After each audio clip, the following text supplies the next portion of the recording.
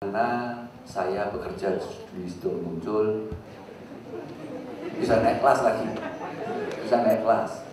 Kerja 3 bulan balik ke sekolah sini, namanya Indua. Dari Indua dibakar pulang ke Jogja lagi, SMA Kristen. Habis SMA Kristen balik lagi ke Kesatrian, baru lulus setelah 5 sekolah, gitu ya. Susah banget perjuangan saya, luar biasa. Kalau Anda, rapot saya dulu di Karangturi, ada yang lulusan Karangturi? Banyak ya. Nah, waktu itu almarhum kepala sekolahnya Wimbun Kong, itu rapot saya dibuang.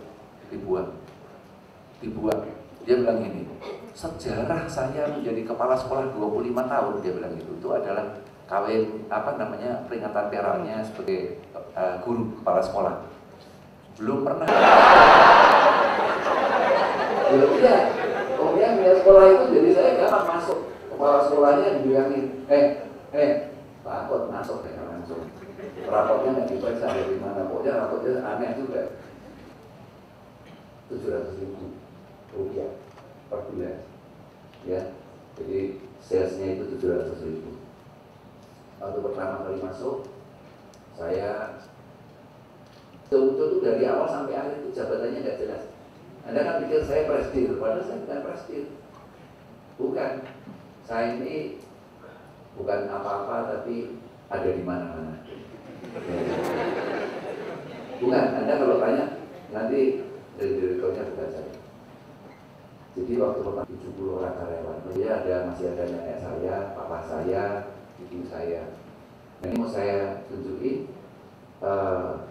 jalan Gajah Mada yang sekarang dibuat Hotel Gumaya. Nah, itu rumahnya nenek saya.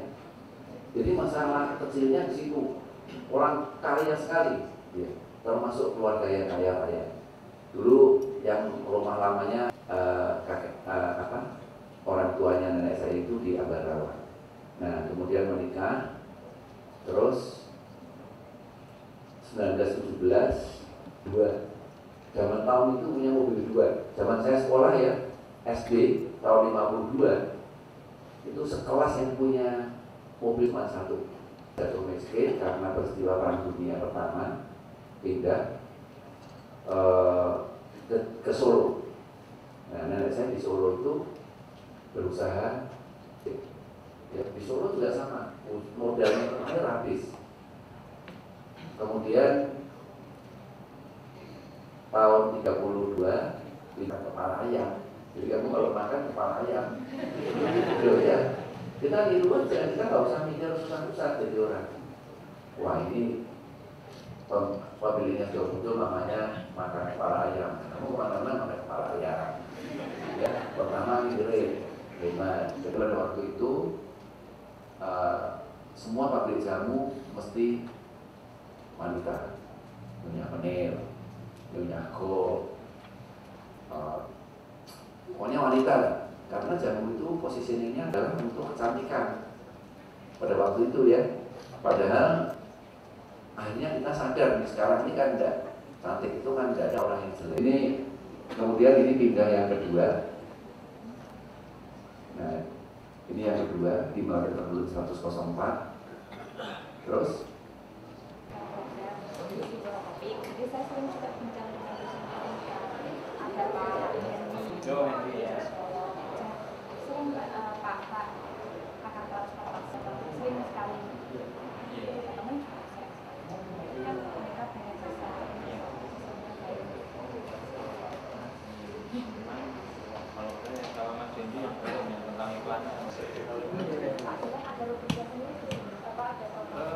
ya.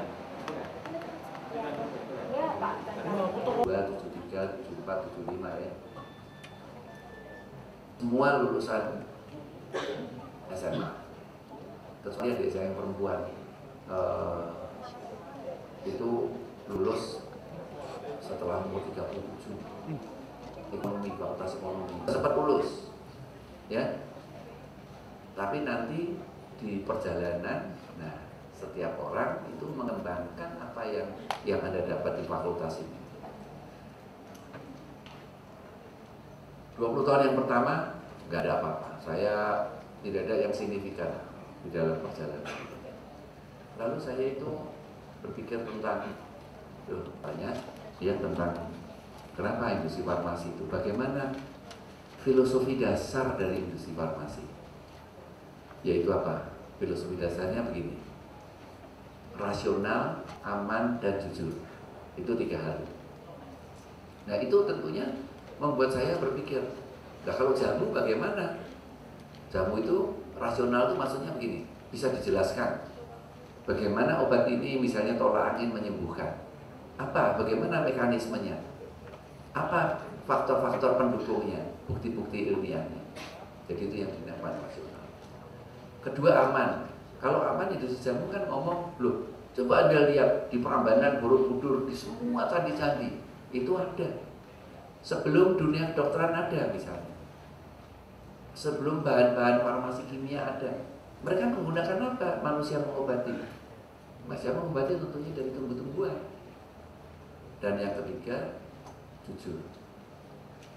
3 hal itu yang tidak dimiliki oleh industri jamu, yaitu rasional, aman, dan jujur. Rasional katakan adalah berdebat yang tidak ada dasar-dasar ilmiahnya. Hal itu membuat saya tentunya siapa yang kecamatan namanya siapa kamu? Siapa namanya? Nah ini ngantuk nih, tidur. Saya cuma keguyon aja ini. Saya cuma niru Pak SBY aja. Baca itu amati nih, sama yang tidur. Nah ini ada satu ngantuk gitu. Gak apa-apa, nggak ini keguyon aja. Keguyon aja. Biasanya cuma main itu kalau jadi presiden itu kayak apa? Kita kayak gini doang, gampang. Kalau tidur, kamu tidur gitu ya. Tapi supaya nggak tidur tak kasih cerita lucu. Ini tadi nanti diingetin ya sampai mana ya. Tak kasih cerita lucu ini. Supaya nggak tidur, supaya semangat ya. Nah, Anda itu sekarang kalau ini benar ya. Selamat itu loh siapa? Selamat itu. Dia kan pulang dengan selamat. Ternyata selamat orang Semarang. Ya ini hebatnya orang Semarang, rendah hati ya. Selamat. Sampai hari ini. Ya mudah-mudahan nggak ngantuk ya. Tapi tadi saya pengen dari presiden ternyata kayak gitu doang.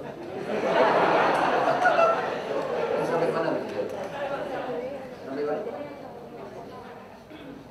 Oh iya, rasional, aman, dan jujur. Karena itu pada waktu itu tahun 90-an saya mulai berubah. Yang saya lakukan harus seperti yang dilakukan oleh industri farmasi. Apa yang membuat dia hebat, industri farmasi? Karena dipercaya. Kenapa dia dipercaya? Karena dia punya nilai-nilai yang bisa dipertanggungjawabkan. Nah, terus kemudian saya mulai, ya tentunya Anda tanya, ya kalau sekarang saya bisa bangun laboratorium seperti ini. Tapi Anda jangan berpikir seperti itu. Pada waktu pertama kali, tahun 90-an, sudah muncul itu bukan apa-apa. Omset kami cuma ya berapa ratus juta, beriklan juga nggak bisa, produk-produknya juga tidak ada yang menonjol, ya. Sehingga saya mulai dari mana ini ya? Nah, yang saya lakukan, pokoknya saya bertekad saya harus memulai. Saya memulai dengan referensi, membaca referensi, mencocokkan apakah resep-resep itu sesuai dengan referensi atau tidak untuk masuk angin, untuk pegelinu. Terus saya mempelajari kenapa dia bisa menghilangkan pegelinu, bisa menyembuhkan masuk angin. Perusahaan jamu memang harus punya lab, tapi pada umumnya labnya tidak digunakan, dan labnya itu hanya sangat minim. Saya juga punya lab waktu di Semarang ya, waktu pabriknya di Semarang, labnya kecil, isinya ukurannya cuma 2x3, itu saya berdayakan. Saya kasih gelas-gelasnya, gelas-gelas ukur, tabung-tabung, itu saya buat begitu rupa, membaca referensi, pokoknya semuanya harus berdasarkan ilmiah, seadanya, baru baik. Jadi 3 hari. yang memberi nilai kepada personal. Supaya apa? Supaya Anda dihargai, semakin lama semakin mahal. Dan itu kan memang bukan tujuan, itu adalah hasil daripada jika Anda memberi nilai kepada diri Anda sendiri. Di Sido Muncul itu juga yang saya lakukan. Bagaimana memberi nilai kepada produk-produk ini? Memberi roh. Sebab apapun produk-produk kami ini kan tolak angin, jadi benda mati. Kalau Anda ketemu merek misalnya, kalau Anda mau memberi saran, ya boleh silahkan. Kalau ada yang menurut Anda kurang baik, supaya Sido Muncul juga lebih tumbuh dengan baik, ya, lebih sempurna begitu ya. Dan itu juga saya juga misalnya membangun lab, membuat pabriknya farmasi. Terus kemudian saya juga mengajak membuka diri kepada ribuan orang yang datang. Jadi kalau selama setahun itu hampir 240.000 orang. Sudah ada 2,4 juta orang kira-kira yang datang itu. Bisa memberikan nilai, membangun nilai. Ini kalau negeri ya, yang paling gampang buat gambaran itu Singapura sama Batam. Di Singapura itu harga tanah, di Batam itu harga tanah di prime area itu 10 juta sampai 20 juta di prime area. Makanya di Semarang ini, di Jogja, di Semarang, di kota-kota itu, kalau negeri itu juga harus dibangun nilai-nilai itu. Kalau universitas, saya dulu pernah ngomong sama Pak Andreas ya, nomor satu itu memberi nilai kepada apapun yang kita miliki, diri kita, institusi kita, perusahaan kita harus memberi nilai. Nah, caranya memberi nilai tentunya itu akan banyak hal ya. Seperti kalau sudah muncul Anda tahu yang saya lakukan.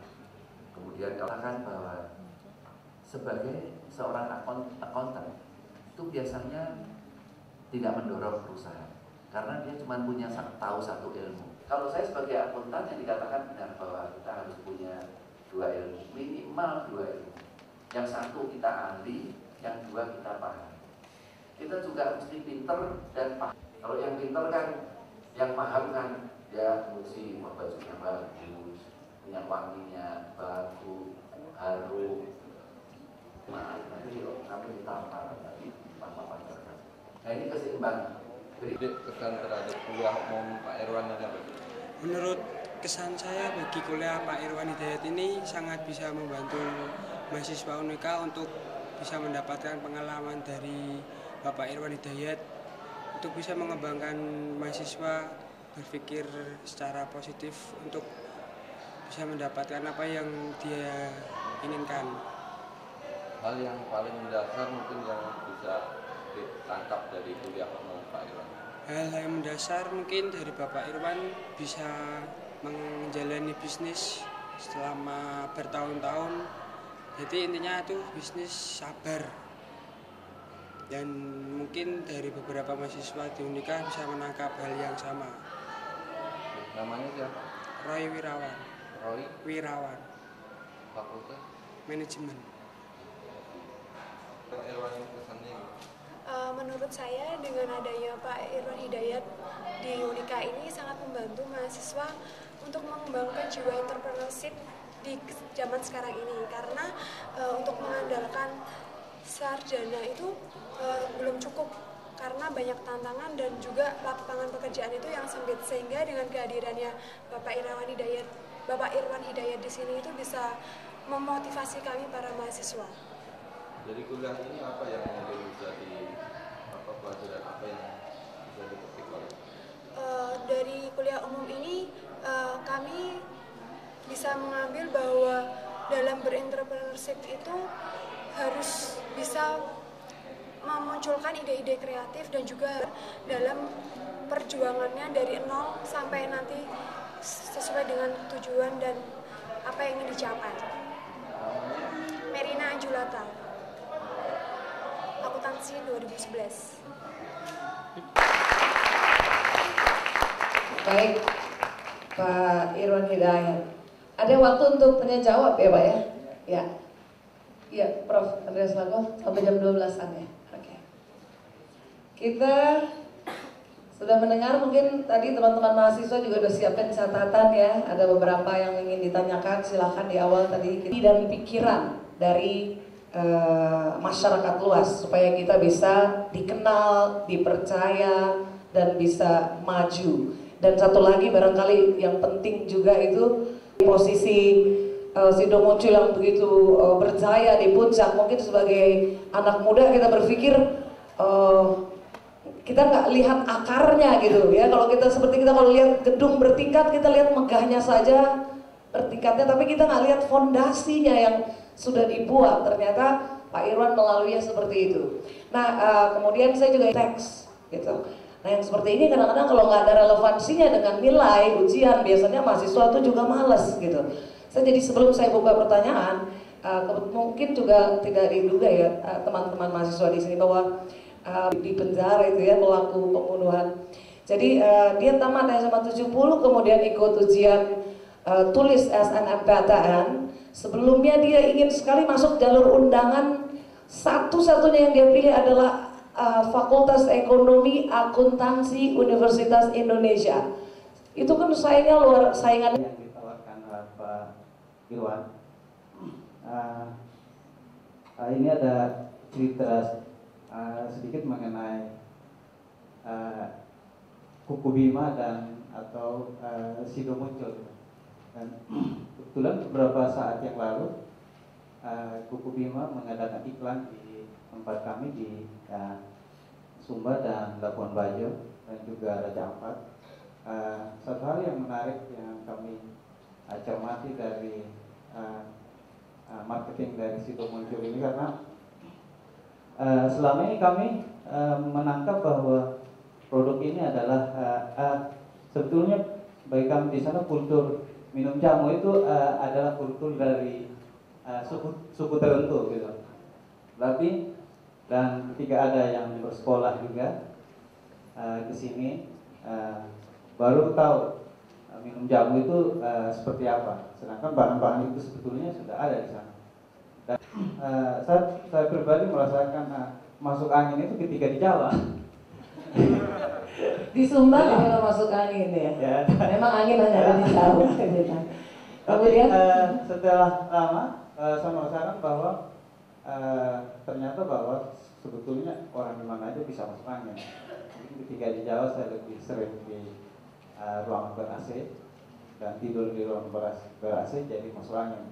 Tapi yang banyak itu cuma digunakan untuk memuji diri sendiri, ya, memuji produknya sendiri. Produknya bagus, minumlah, minum ini saya sehat, yaitu ya dilakukan oleh banyak orang. Jadi saya tidak akan kelihatan.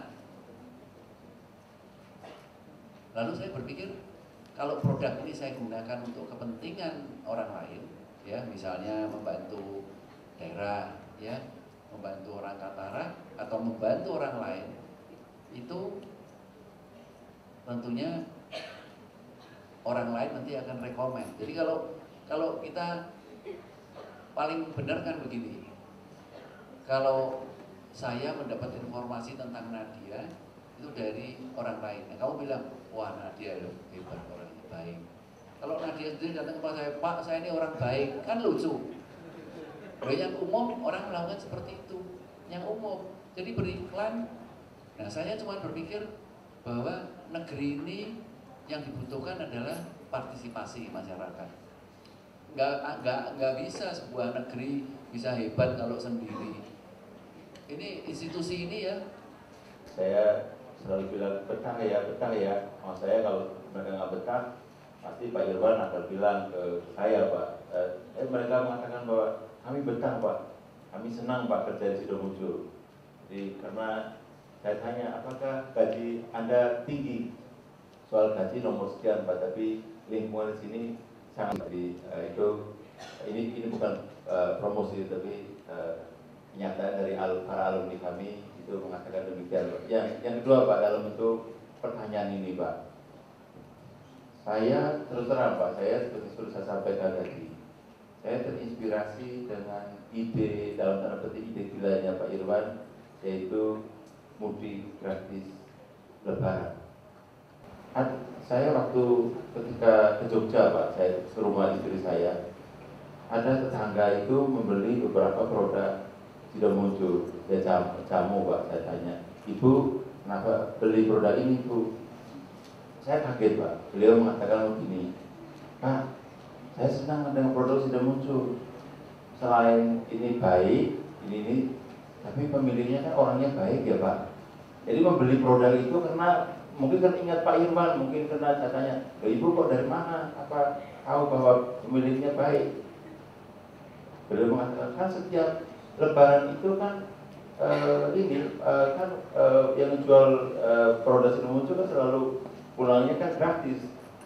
Saudara saya cuma digratiskan katanya begitu Pak. Jadi ternyata bahwa apa yang Pak Irwan lakukan dalam bentuk CSR, mudik gratis dan lain-lain itu memberi bobot pada produk-produk yang Bapak jual. Mungkin apa? Sarung, baju atau apa gitu ya. Tapi terlintas pada waktu itu oleh adik saya namanya Pak Sofyan ya. Udah kasih hadiah Lebaran aja, suruh pulang mudik, kita siapin bis gratis. Nah itu tahun 91 terus kita lakukan 92. Sempat beberapa tahun keempat saya sempat mau berhenti karena apa? Sudah 3 tahun keluar uang banyak. Tapi begitu saya ngomong gitu ya, Tuhan itu maha baik, terus langsung tahun kelimanya naik penjualannya. Jadi saya terusin beneran, saya ngomong gitu, wah pokoknya nggak jadi lagi. Nah itu yang saya lakukan. Sebenarnya awalnya hanya promosi, tapi lama-lamanya menjadi brandingnya sudah muncul gitu ya, menjadi trademark sudah muncul adalah mudik Lebaran. Dan tahun lalu yang ke-23 tuh, jadi selama 23 tahun berturut-turut kami nggak pernah berhenti.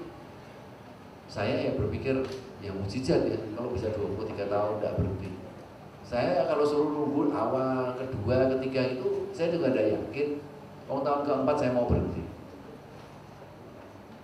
Kira-kira begitu, idenya seperti itu. Tapi ya ide seperti itu kami lakukan terus menjadi trademark. Terus kemudian kami juga menyadari bahwa sebagai perusahaan, kalau perusahaan ini dia beramal, ya berzakat,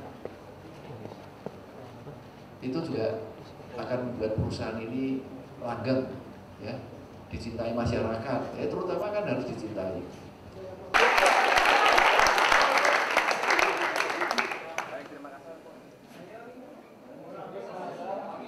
Ya, baiknya kita memberikan kenang-kenangan dulu sebagai ucapan terima kasih untuk Mbak Nadia dan Pak Irwan. Mungkin bisa naik dulu sebentar, kita akan berikan kenang-kenangan. Silakan Pak Irwan. Dan dengan hormat Bapak Profesor Dr. Andreas Lapo bisa memberikan. Pak Irwan. Iya, tepuk tangan teman-teman yang meriah. Wow. Dan satu lagi sebagai tanda terima kasih telah menjadi moderator. Wow, luar biasa. Terima kasih. Oke, kita nggak ikut foto ya, ya. Tolong. Ini moderatornya lupa nih, sejuta nih moderator.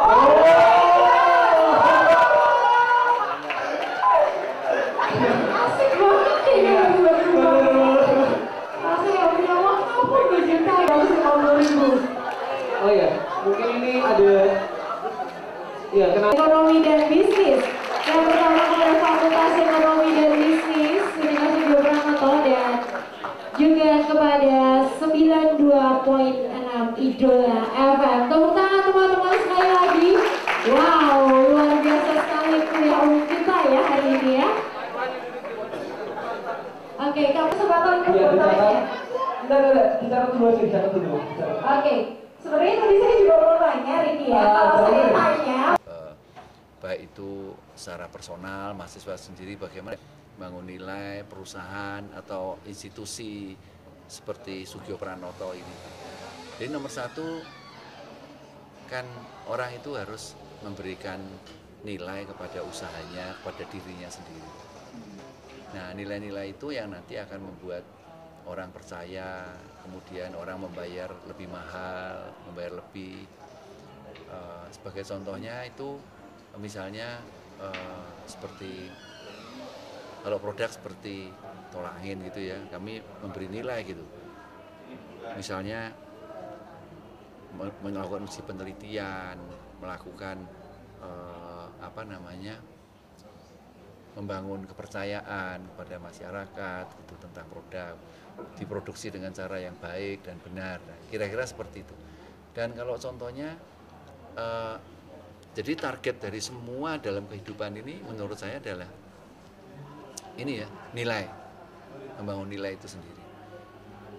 Contohnya yang paling gampang kan misalnya daerah seperti di Bali sama di Lombok atau di tempat-tempat lain. Kalau Bali itu pantai-pantainya harganya 20 juta, mungkin di Lombok atau tempat-tempat lain mungkin cuma 200-300 ribu ya. Singapura, Batam itu juga 300, kalau di Batam mungkin 10-20 juta, di Singapura harganya 2 miliar. Ya kira-kira itulah. Depan ada arahan untuk melingkan antara riset di perguruan tinggi dengan sudah, artinya bukan tahun depan ya, saya kan sudah melakukan itu dengan Undip, Maranatha, terus kemudian Sugio Pranoto, dengan ya banyak institusi pendidikan lah. Itu sudah kami lakukan, bukan akan dilakukan, bukan, sudah. Seperti apa itu Pak? Sadar ya bahwa dari sisi pendidikan juga sadar bahwa risetnya juga harus yang bisa diaplikasi. Ya Pak, jadi kuliah umum